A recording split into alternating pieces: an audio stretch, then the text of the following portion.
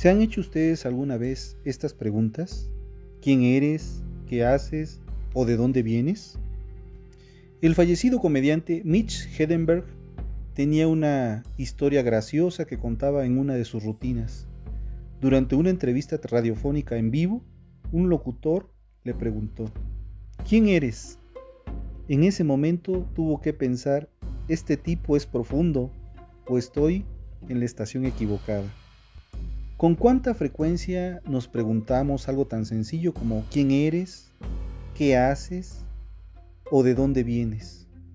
Como las consideramos preguntas superficiales, si es que nos las planteamos alguna vez, no nos molestamos más que con respuestas igualmente superficiales. Pero aún con una pistola en la cabeza, la mayoría no podría dar una respuesta sustancial. ¿Tú podrías? ¿Te has tomado el tiempo de saber con claridad quién eres y qué representas?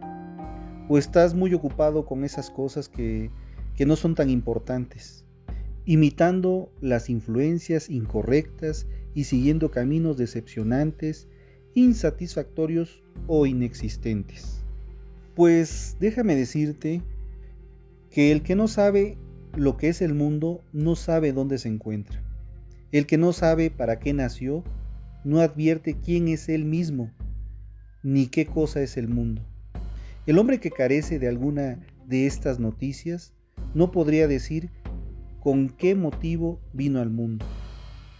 ¿Cuál te parece, pues, que será el que ambiciona elogios o el que huye de vituperios, de aquellos que no saben dónde están ni quiénes son?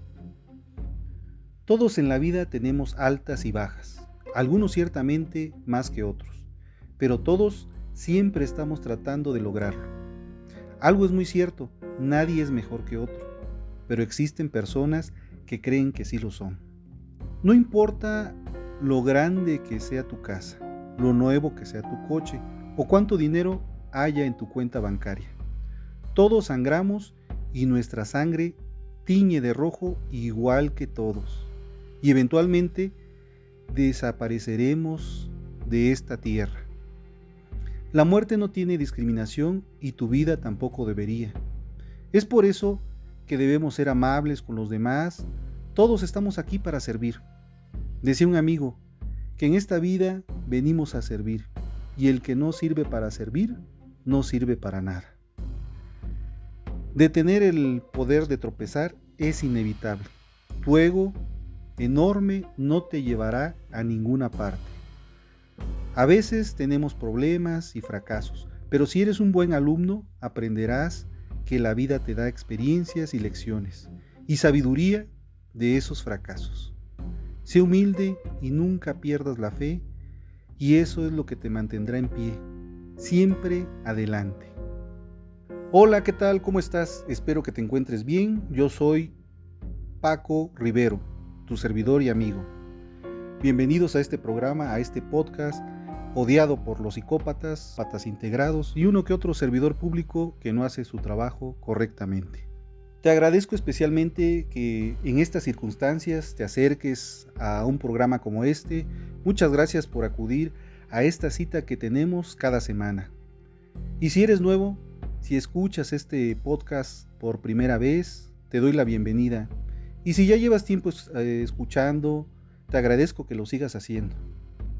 En este episodio, como ya lo escuchaste, se harán reflexiones, escucharás las historias más violentas que despertarán tu curiosidad y te permitirá hacer catarsis al enfocarnos en las desgracias de otros. Y todo esto lo podrás hacer si estás atrapado en el tráfico, mientras cocinas, mientras corres, haces deporte, estudias o simplemente mientras te transportas rumbo a tu casa. Pero si ya estás en casa, en tu cama, ya estás recostado, yo te recomiendo que apagues la luz y escuches. Ponte cómodo y disponte a escuchar este interesante capítulo de Un asesino entre nosotros. Quédate conmigo, en este episodio hablaremos de Una despedida sofocante, No desistas, de Rudyard Kipling, y El último viaje, cómo se hace un asesino. Hablaremos de Francisco Guerrero Pérez, el chalequero, que dicen que fue el primer asesino serial en México, otros dicen que fue el segundo, pues lo aclararemos en este programa. Y por supuesto la frase del día y otras cosas más que estoy completamente seguro que te van a agradar. Ahora vamos con una despedida sofocante. Sigo respirando, tratando de mantener la calma, pero el sonido de mi reloj sigue sonando y está a punto de marcar las 12. Me encuentro desesperado. No sé por cuánto tiempo dejaré de escuchar ese sonido acompasado, ese sonido que me advierte de que no soy el mismo de un minuto atrás, ni siquiera sé si de una hora, un día atrás. Ese ruido es lo único que me mantiene cuerdo. Eso y el único sentimiento que aparece en este momento, que es la tristeza. O tal vez es el deseo de que mi familia me encuentre. Ese olor a tierra y la oscuridad total producen un efecto de estar vagando en el espacio, en un vasto sinfín. Era simplemente estar y no estar, o al mismo tiempo. Mis pensamientos se llenaban de recuerdos y remordimientos de lo que nunca me atreví a hacer por miedo o simplemente por procrastinar. No me atreví y eso me trajeron una gran tristeza. Se dice y se sabe que en los últimos momentos de una persona uno recuerda los más bellos recuerdos que tuvimos con las personas que realmente apreciamos y quisimos. Cada ser humano, sin embargo, experimenta el tiempo y sus circunstancias como eventos únicos e irrepetibles que nos afectan y nos tocan en lo más profundo. Aunque desgraciadamente todo fue una cruel verdad disfrazada. Mis acciones me condujeron a este merecido destino. ¿Quién diría que acabaría de esta manera? Y me harían cavar mi propia tumba, literalmente. Lo único que podría darle vuelta a esta situación sería escuchar el sonido de una excavadora o pisadas de personas queriendo desenterrarme, aunque si estoy esperando ser salvado por mis acciones, no veo muchas posibilidades. Las probabilidades serían de un 10%, aunque no sirve de mucho arrepentirme ante esta situación, pero si pudiera cambiar algo para hacer o para haberlo evitado, debí haberme quedado en la casa con mis padres. Qué bueno que ahora no tendrán que preocuparse de que les genere más problemas, ya que no comprendía en ese momento tantos sacrificios, los gastos que tuvieron que hacer por alguien como yo para que pudiera yo salir adelante. No pude decirles que estoy orgulloso y feliz de tener a mis padres, a los padres que tengo. No pude agradecerles por estar conmigo en mis tristezas, en mis alegrías, en mis triunfos, en darles las gracias por cada momento vivido, lleno de amor, por tantas y por tantas cosas que me dieron, de ese gran amor que siempre me demostraron. Si pudiera verlos por última vez, les pediría perdón y los abrazaría con fuerza. Pero ya es tarde. Ya me está empezando a dar sueño. Mientras me debilito por la falta de aire. Pero lo bueno es que el sonido del reloj dejó de sonar y podré descansar.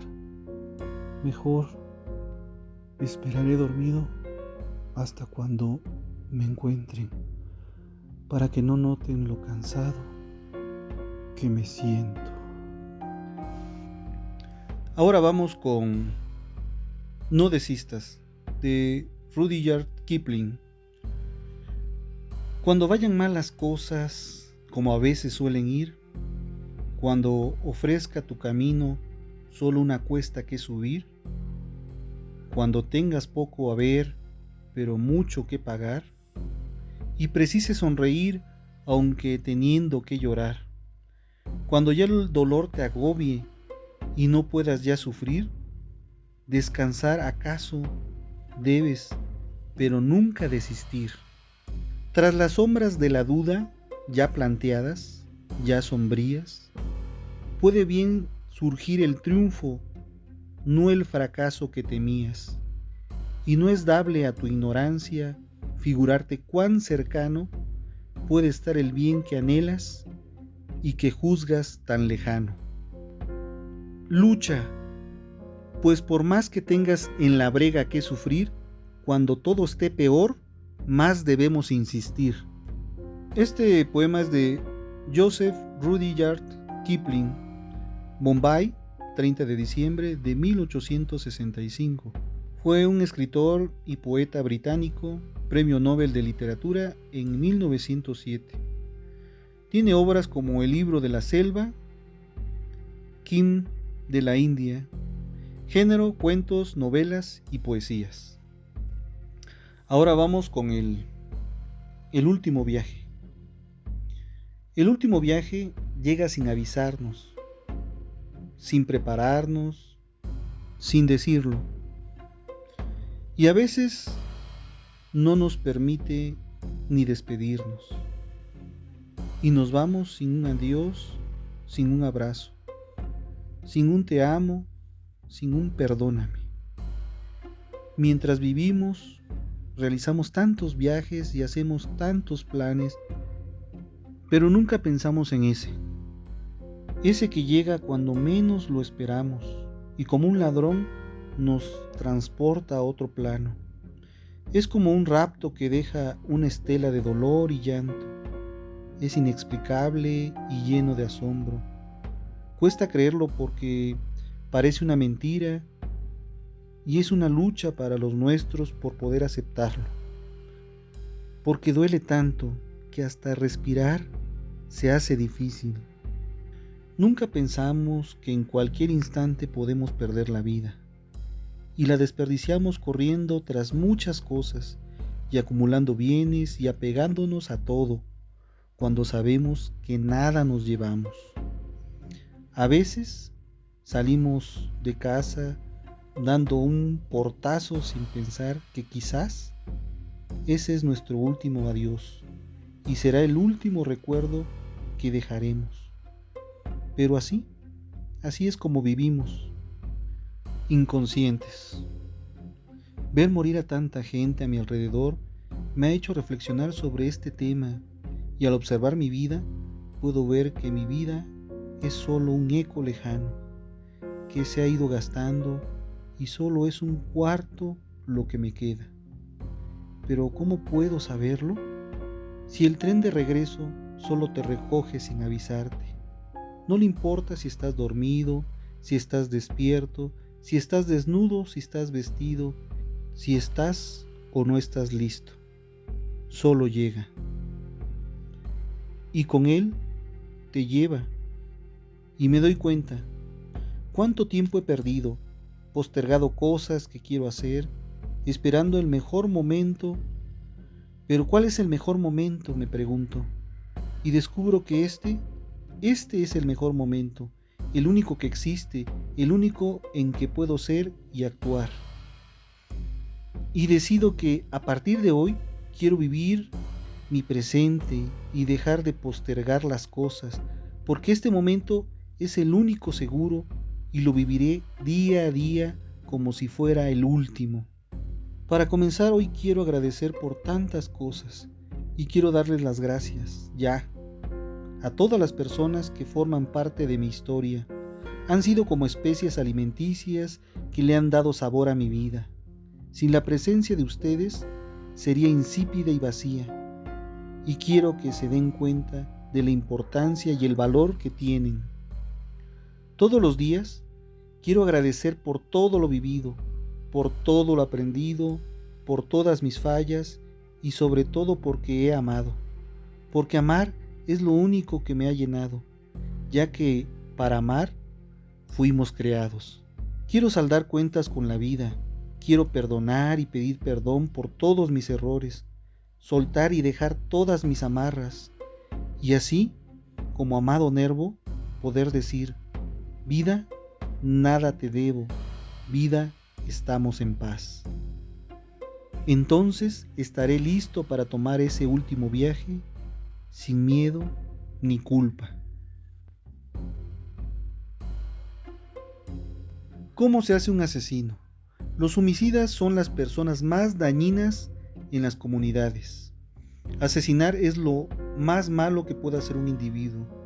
Quitarle la vida a una persona es lo peor. Los asesinos son personas y pueden cambiar. Pueden dejar de cometer homicidios y otros delitos para regresar a una vida normal y feliz. Por eso les suplicamos que dejen de matar. Cualquier persona que piense en matar a alguien, por favor que se detenga. Para reducir los asesinatos en nuestras ciudades hay que estudiar y comprender a estos individuos, la trayectoria que ha seguido y los delitos que han cometido. Adicciones a drogas, alcohol y al juego, portación de armas, robo con violencia, agresiones, mal manejo de impulsos y emociones, maltrato a animales, han reincidido en barandillas, en tutelares de menores, han estado en la cárcel por diversos delitos, amenazan y usan violencia extrema. Algunos son psicópatas, otros son sociópatas, ejercen violencia familiar o la han sufrido de niños. Dan y reciben bullying, acumulan rencores, se hacen inmunes al sufrimiento o remordimiento. Nos han dicho varios homicidas, policías y abogados, es que hay varios grupos, sicarios. Lo hacen por dinero y ser parte de un grupo, siguen órdenes sin remordimientos. La primera ocasión les costó mucho trabajo, ahora es parte de su vida. Asesinan muchas veces, se drogan por lo general. Los asaltantes no tienen planeado asesinar, el arma es para lograr su cometido e imponerse. Si asesinaron, trataron de evitarlo, se salió de lo planeado y por eso mataron. Algunos estaban bajo efectos de la droga. Por lo general se arrepienten, nunca habían asesinado antes. Celos, coraje, venganza, envidia, rencor, etc. Mal manejo de las emociones. A veces es defensa, legítima defensa. Por lo general se arrepienten. Están armados por moda o querer aparentar algo que no son. No saben controlar sus emociones. En discusiones con amigos y bajo efectos del alcohol o drogas, por lo general se arrepienten. Están enfermos desde pequeños, pero no hacen nada por ellos. Cometen delitos de violencia y luego homicidios. El 1% de la población tienen psicopatía. Suben al 4% en personas de alta responsabilidad.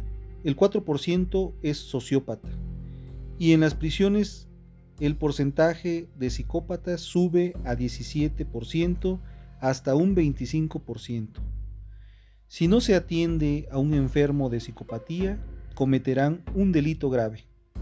Son los ejemplos que vemos en los eventos trágicos o asesinos seriales. Ellos no asesinan directamente, pero son asesinos intelectuales. Tienen tanta culpa como los asesinos materiales. Contratan a personas que asesinen por ellos. Escogen a las víctimas.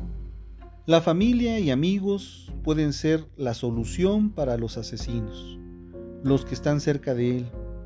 Atender a tiempo a un individuo que tiene estos comportamientos puede evitar que lleguen a ser homicidas. Los asesinos purgan condenas muy largas, desde 10 años hasta cadena perpetua. Muchos son asesinados en represalia. El homicidio nunca está justificado. Eso no es bueno.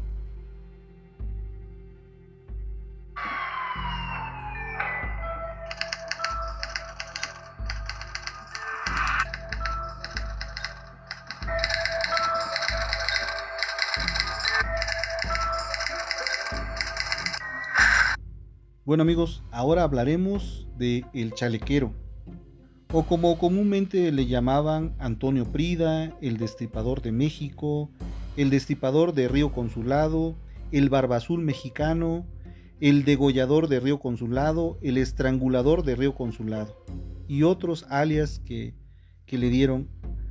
Nombre real: Francisco Guerrero Pérez. Nacimiento: 1840, Bajío, México. Falleció en noviembre de 1910 en el Hospital Juárez bajo circunstancias muy extrañas en la Ciudad de México. Los alias, pues, el Chalequero, el más famoso, Antonio Prida, el Destripador de México y otros más que ya les acabo de mencionar. Los cargos criminales por los que fue detenido fue por homicidio agravado, violación y abuso sexual. Su primera condena, porque tuvo dos, fue con pena de muerte, que fue conmutada a 20 años de prisión por Porfirio Díaz, que finalmente recibió el indulto. La segunda condena fue pena de muerte también. La situación actual está muerto. Ocupación: fue zapatero y tenía conocimientos sobre sastrería. Fue un asesino serial, posiblemente también fungió como proxeneta. Preso en 1888 a 1908 y de 1908 a 1910. Estuvo casado, su cónyuge llamada María, y procreó 4 hijos reconocidos. Piensan que fue el primer asesino serial, pero sabemos, y lo hablaremos en otro programa, que Felipe Espinosa es el primer asesino en serie de nacionalidad mexicana, adelantándose casi 20 años a los crímenes de Francisco Guerrero Pérez. Bueno, continuando con Francisco Guerrero Pérez, fue clasificado como un asesino serial. Sus características fueron misoginia, violador, número de víctimas fueron 18. Su fecha de crimen fue de 1880 a 1888 y 1908. Fecha de detención fue el 13 de junio de 1908. Perfil de la víctima: mujeres prostitutas. Método del crimen: estrangulamiento y degollación. Donde ocurrieron todos sus delitos fue en la ciudad, en ahora Ciudad de México, antes México Distrito Federal. Francisco Guerrero Pérez nació de una familia muy humilde en 1840, en alguna parte del Bajío, y murió en 1910 en el Palacio de Lecumberri, bajo situaciones muy extrañas. Su niñez se caracterizó por sufrir abusos de su madre y de su padre. El padre era un padre ausente, quien era alcohólico, y cuando llegaba a casa borracho abusaba sexualmente de su esposa y violaba a su esposa constantemente en frente de sus hijos. Sufría de maltrato por parte de su madre, quien lo golpeaba constantemente con lo que encontrara a la mano. Francisco era misógino, pero aún así se casó y tuvo 4 hijos. Sin embargo, tuvo muchas amantes. Como oficio practicaba la zapatería, gustaba de vestirse bien y usar ropa al estilo ranchero. Usaba pantalones entallados, fajas y chalecos vistosos. Francisco Guerrero era considerado atractivo por todas las mujeres que se cruzaron o llegaron a cruzarse en su camino. Tras su detención, la prensa estaba fascinada por toda la información que salió a la luz sobre este asesino, sus métodos, su modo de vestir, su forma de matar, la forma de vivir. Eran temas que nadie quería perderse. Se le otorgó el nombre de El Chalequero. Algunos dicen que esto fue por su particular forma de vestir, con un chaleco con botonadura especial que hacía resaltar su vestimenta. Para la época en que se vivía era muy vistoso y se veía elegante. Al parecer tenía conocimientos de sastrería. Otros afirmaban que se refiere a su forma de actuar con las mujeres, pues sostenía relaciones sexuales de a chaleco, sinónimo popular que significa a la fuerza. La historia de Francisco Guerrero nació en el seno de una familia pobre en alguna parte del Bajío en 1840. Fue el 11º hijo. Su infancia estuvo marcada por la pobreza, los abusos de su madre golpeadora y asfixiante, la ausencia de su padre. En 1862, a la edad de 22 años, emigra a la Ciudad de México, donde comienza a laborar como zapatero. Francisco Guerrero, que jamás tuvo reparo en tratar de ocultar su misoginia ni sus asesinatos, aún así estuvo casado y procreó 4 hijos con su esposa, llamada María, y otros más extramaritales, y tuvo muchas amantes, las cuales llegaron a mantenerlo, y por eso el mote de Barba Azul. Llegó a tener todo un harén de meretrices a su servicio. Se cree que pudo ejercer como proxeneta. En varias ocasiones se cuenta que se le pudo ver alardeando de sus crímenes en el barrio. Vivía en la colonia de Peralvillo y todos sabían lo que hacía, pero nadie lo denunciaba por miedo. Paradójicamente, Francisco Guerrero se declaraba católico, devoto de la Virgen de Guadalupe, y contaba orgulloso de haber sido en su infancia sacristán. Vestía de manera estrafalaria, aunque elegante. Siempre usaba pantalones entallados de cachemira, fajas multicolores y chaleco de charro. Los que lo conocían lo describían como guapo, elegante, galán y pendenciero. La fuente es anónima en 1888. Existen 2 teorías sobre su apodo, el chalequero. Una apunta a que simplemente era porque solías usar este tipo de prendas. Otra menciona que debido a que sostenía relaciones sexuales a chaleco con la mujer que él quisiera, la expresión a chaleco indica que algo que se hace de manera forzada es a chaleco. Pero hablemos de su perfil. Poseía una marcada personalidad psicopática, pues carecía de empatía. No sentía culpa ni remordimiento. Tenía un estilo de vida parasitario, cosificaba a las personas a su alrededor, tenía una autoestima muy inflada, sufría de ataques súbitos de ira, era manipulador y promiscuo. Pese a ello, era una persona carismática, de ahí sus muchas amantes. En su época no se prestó atención a su diagnóstico, pero su comportamiento y personalidad concuerdan con los de un trastorno errático de la personalidad antisocial y o personalidad narcisista. Lo describían como tranquilo y callado, ponía demasiado esmero en su cuidado personal. Veía al sexo femenino como un simple satisfactor sexual desechable. Sus crímenes estaban marcados por crueldad desmesurada, con marcados tintes sexuales. Era de odio. Violaba a sus víctimas para poder demostrar la supuesta superioridad y poder que creía tener sobre las mujeres. Todas sus víctimas, exceptuando la última, fueron prostitutas.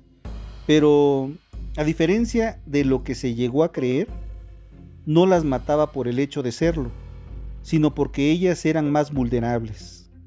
Prueba de ello fue que su última víctima no se dedicaba a esa práctica. Sin embargo, también pertenecía a un sector de población vulnerable, que es la tercera edad.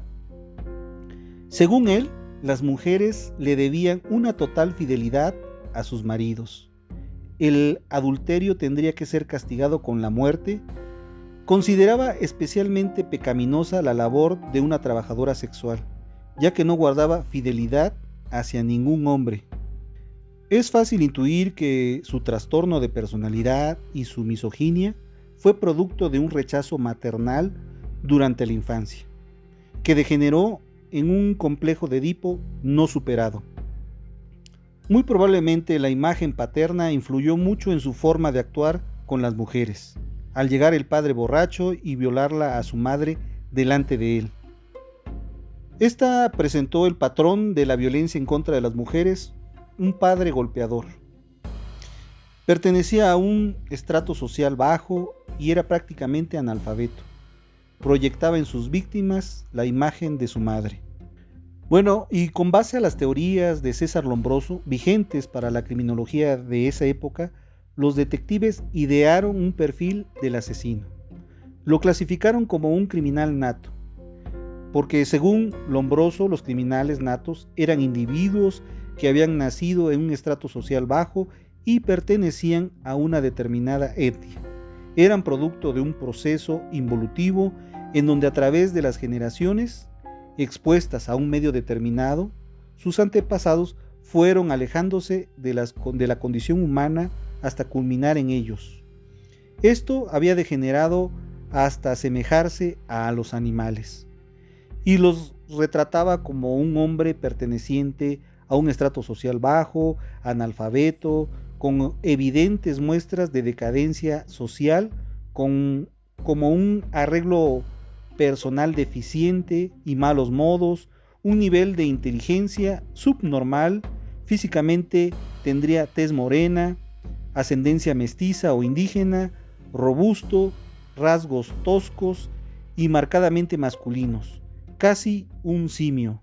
Ahora, para Carlos Roumanach, uno de los primeros criminólogos mexicanos, concluyó que el degollador de Río Consulado, el chalequero, era un criminal nato al afirmar: no hay datos suficientes que autoricen suponer que el chalequero haya cometido sus crímenes bajo la influencia irresistible de la perversión sexual. No los ha cometido bajo la influencia de una obsesión morbosa, los ha consumado por impulsiones violentas y conscientes. Es por tanto degenerado, inmoral, violento, según Carlos Roumanach. Quizás los investigadores no se equivocaron en la etnia, condición social, académica del asesino, pero sí en su descripción física, en su comportamiento ante las demás personas. Francisco Guerrero era educado e incluso caballeroso. Era así como se ganaba la confianza de sus víctimas. Y en su capacidad intelectual jamás se identificó algún grado de deficiencia intelectual en él. Y de hecho, sus crímenes mostraban a un asesino altamente organizado. No fue hasta el año de 1908 que un grupo de periodistas, quienes quizás con la influencia por la noción de Jack el Destripador, retrataron ante las masas una imagen más cercana al verdadero Francisco Guerrero, un hombre delgado, de tez morena, estatura mediana, escrupulosamente arreglado a la manera occidental, con un comportamiento refinado y elegante, solo con una mirada penetrante y vacía.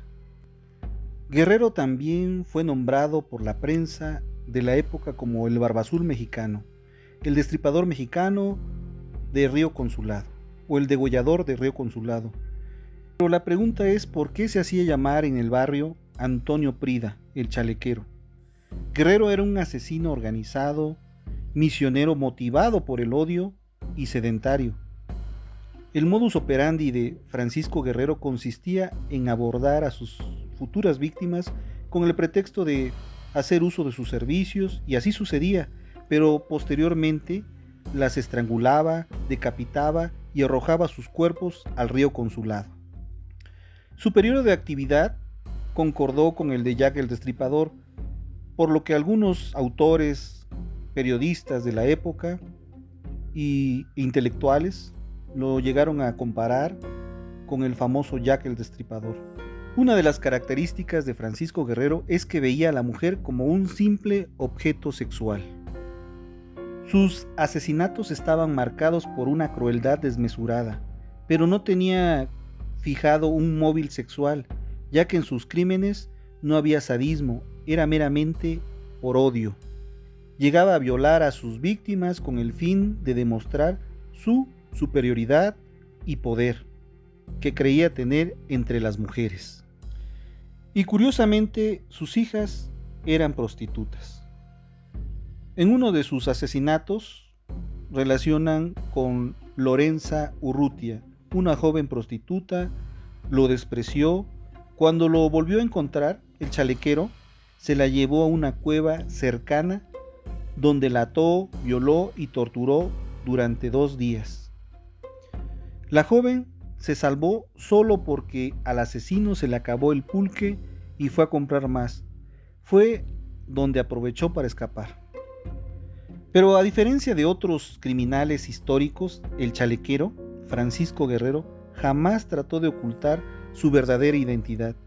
Sus homicidios eran conocidos por las prostitutas de la zona, pero ninguna fue capaz de denunciarlo o entregarlo a la policía debido al temor de posibles represalias en su contra. Pero la realidad es que parece que fue un proxeneta. Francisco Guerrero era el souteneur de una pandilla de mujerzuelas que se lo rifaban, como vulgarmente suelen decir.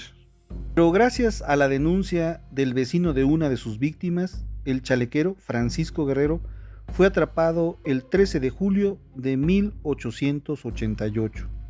Esa noche, un grupo de gendarmes llegó a la pulquería de nombre Los Coyotes de Peralvillo y detuvo a Francisco Guerrero, acusado de al menos 20 asesinatos, 20 crímenes. En el juicio, que fue seguido con pasión por la prensa y el vulgo, se fue dibujando el perfil psicológico de lo que hoy conocemos como psicópata. Según él, las mujeres debían una total fidelidad a sus maridos y el adulterio tenía que ser castigado con la muerte. Él era el pecado y el verdugo. Francisco Guerrero fue sentenciado a muerte en septiembre de 1908. Para ese entonces el presidente de México era Porfirio Díaz. Cambió la sentencia de muerte por 20 años de prisión. El homicida fue llevado a la cárcel de San Juan de Ulúa, en Veracruz, por lo que Francisco Guerrero ya se había convertido en una celebridad y gracias a los periódicos de la época.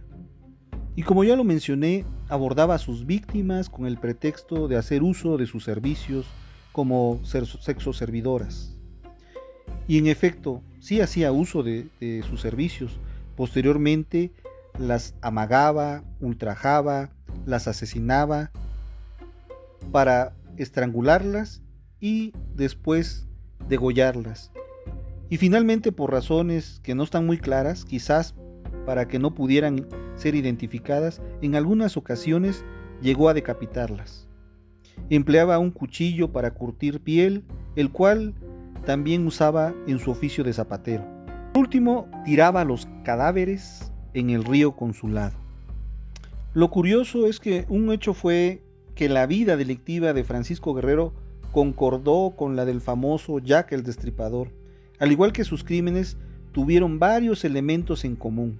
En 1888, cuando la prensa mexicana publicó la noticia de los crímenes de Jack el Destripador, los titulares anuncian: hay un chalequero inglés. En 1908 fue publicado un reporte gráfico de uno de los ataques atribuidos a Francisco Guerrero. La supuesta víctima era una prostituta llamada Lorenza Urrutia, quien también actuaría como testigo en el juicio por la muerte de la penúltima víctima de Francisco Guerrero, el Destripador. Según relató, ella había conocido a Guerrero cerca de las vías férreas de la colonia Peralvillo. El hombre se le acercó para pedirle lumbre para su cigarrillo. Acto después, sacaría un cuchillo con el cual la amagaría. Menciona que le pidió la compañía para charlar un momento en las cercanías. En esta ocasión, la mujer pudo escapar gracias a que engañó al asesino para que lo dejara ir a recoger un dinero. 2 meses después, se volverían a encontrar con Francisco Guerrero, esta vez sin tanta suerte.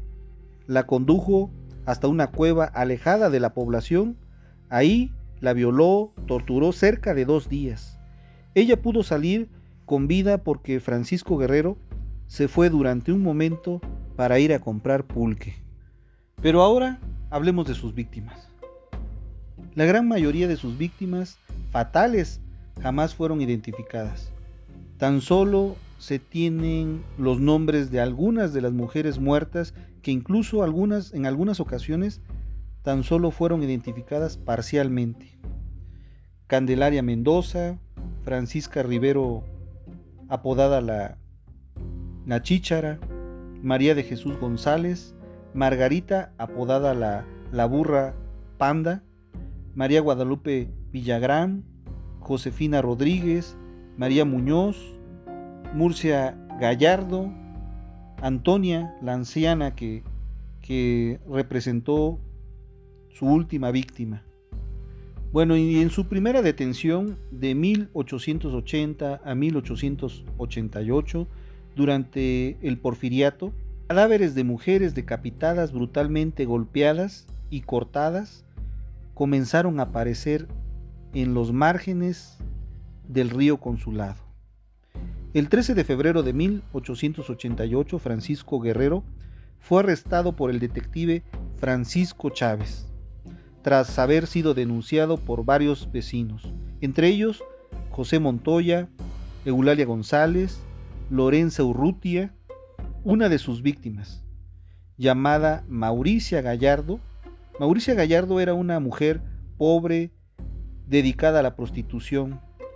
A principios de 1888 había sido violada y degollada. Su cadáver se encontró a orillas del río Consulado.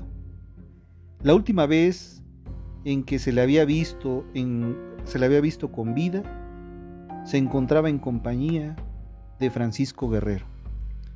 Ya para ese entonces, Francisco Guerrero se jactaba abiertamente de sus crímenes dentro del bajo mundo del arrabal, pero al verse atrapado, negó todos los crímenes. Tras la captura de Francisco Guerrero, una nueva denuncia se entabló en su contra. Se trataba de una mujer llamada Emilia, que lo acusó de violación e intento de homicidio. Según declararía, ella no era prostituta, era lavandera. Había sido agredida por Francisco Guerrero en la colonia del río Consulado, tras regresar de una peregrinación al pueblo de la Santísima, cerca de la villa de Guadalupe.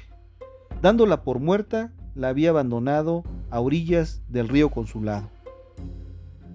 Aunque en un principio el autoritario régimen de Porfirio Díaz había censurado la mayoría de las noticias que hablaban sobre el crimen que cometía Francisco Guerrero, para cuando se logró capturar al asesino, la ola mediática no pudo ser detenida, y Francisco Guerrero se convirtió en un hito para las masas.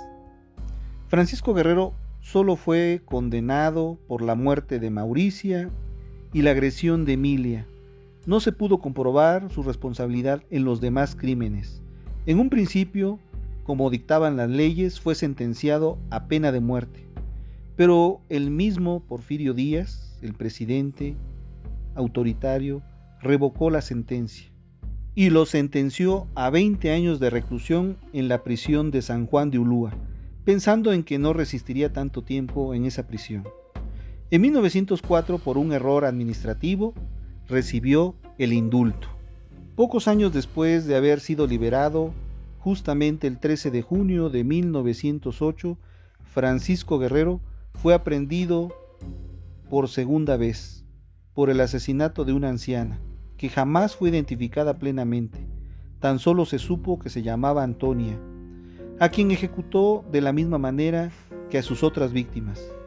La mujer apareció degollada en las orillas del río Consulado. Supuestamente el móvil del asesinato fue que la anciana lo había hecho enojar. En esta época, la noción de asesino en serie estaba muy lejos de existir. Fue un reportero que, dando cobertura a los hechos ocurridos, se dio cuenta de que el asesinato de la anciana coincidía con la serie de crímenes perpetrados por Francisco Guerrero hacía ya 20 años atrás. Mismo modo, mismo patrón, características distintivas de un asesino serial. Por ese motivo lo denunció. Posteriormente fue detenido a una corta distancia del sitio del crimen, todavía con las manos ensangrentadas.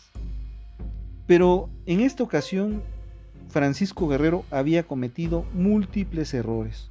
Un niño llamado José Inés Rodríguez había sido testigo de la violación y el asesinato de la anciana. El niño era pastor y estaba arreando a su ganado cerca del río Consulado, cuando escuchó los gritos de la mujer. Se acercó y se ocultó entre unos matorrales. Atestiguó todo lo ocurrido.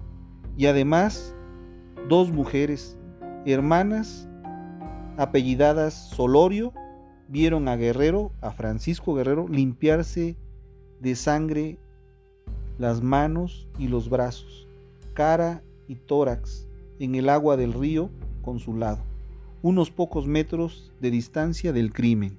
La detención de Francisco Guerrero se dio sin mayor alarde, exceptuando porque el suceso atrajo la atención de más de 2,000 espectadores, por lo que fue recluido en la prisión de Lecumberri y sentenciado nuevamente a pena de muerte, esta vez sin que ninguna autoridad interviniera.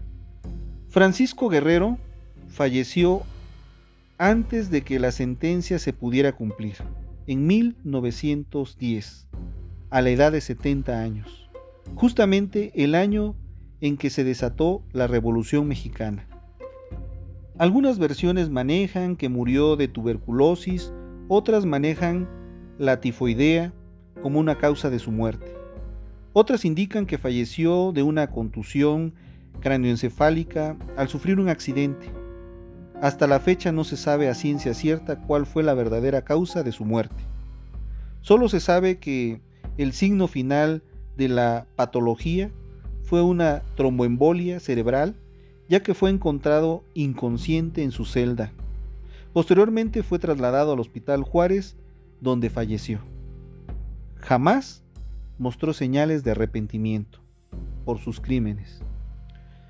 Los crímenes de El Chalequero, Francisco Guerrero, sirvieron de inspiración para 2 grabados del reconocido artista José Guadalupe Posada. Los grabados se conservan hasta la actualidad y ahora ya son de dominio público. La novela Carne de Ataúd, del periodista y escritor Bernardo Esquinca, está inspirado en los crímenes de este asesino. Posterior a la detención en 1888, declararía que su texto favorito eran Los Misterios de París, de Eugenio Sue. Durante su estancia en Lecumberri, Guerrero se volvió aficionado a la novela Pablo y Virginia, de Jacques Henri Bernardin de Saint-Pierre, la cual leía constantemente.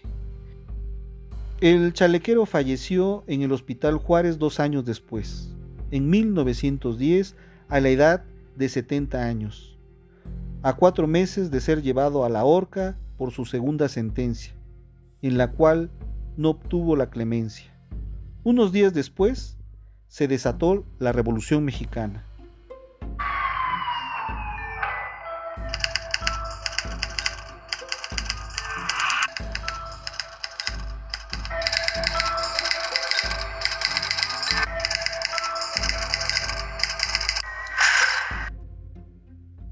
Como para colgarlo en casa, de cualquiera, incluso en la mía. En la vida no hay culpables, sino responsables. Tus padres te dieron la vida. Pasados los 18 años, ya no están en la obligación de darte nada. La pareja que tienes, tú la escogiste. Nadie te obligó. Nadie te puso un arma y te dijo, cásate. Asume tu responsabilidad y encuentra una salida. El gobierno es responsable de la economía nacional, pero no de tu economía personal. Deja de quejarte y asume las riendas de tu vida. La mala suerte no existe. Todo lo que existe es causa y efecto. Eso que llamas mala suerte es la consecuencia de tomar malas decisiones y de no prepararse. Nunca agarras un libro, nunca inviertes en tu mente, no quieres levantarte temprano, no escuchas consejos, no ahorras, no te alimentas bien. A eso llamas mala suerte. Y es hora de cambiar el chip. El que tiene que cambiar eres tú. No el año, no el gobierno, no la familia. Tú solamente. Bueno amigos, ahora vamos con la frase del día. La adversidad tiene el don de despertar talentos. que en la comodidad hubieran permanecido dormidos. Horacio. Bueno, ahora vamos con los agradecimientos. Ha llegado la hora de dar gracias. Agradezco que hayan llegado hasta el final. Esto comenzó como un experimento de pandemia. Mi interés por la criminología me llevó a crear un programa. Y miren ahora, ya vamos en la 3ª temporada. Todo gracias a ustedes, que me escuchan en muchos países de habla hispana, en España, en Estados Unidos. Sería muy larga la lista. Me gustaría que me escribieran y me comentaran de qué países nos escuchan. Lo pueden hacer a través de mis redes sociales que aparecen en la descripción. Quiero que recuerdes que tengo una opinión, pero es mi opinión y podría estar mal. ¿Por qué arruinar la tuya? No se pierdan el próximo episodio. Hablaremos de el síndrome de Amok. El término de Amok proviene de la palabra malaya Meg Amok, que significa atacar y matar con ira ciega, siendo en dicho país donde el fenómeno se observó por primera vez. Hablaremos también de los neópatas, jóvenes y adolescentes que hacen del internet su patio trasero para jugar y realizar delitos, ganar notoriedad o anunciar sus crímenes.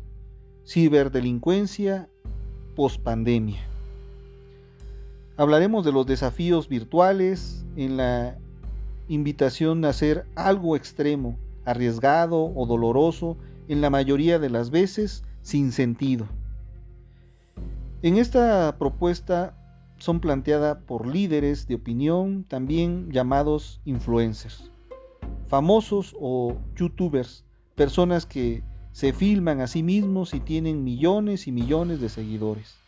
Cada persona comparte sus redes sociales una foto y video que demuestran en esos videos que cumplieron con el reto.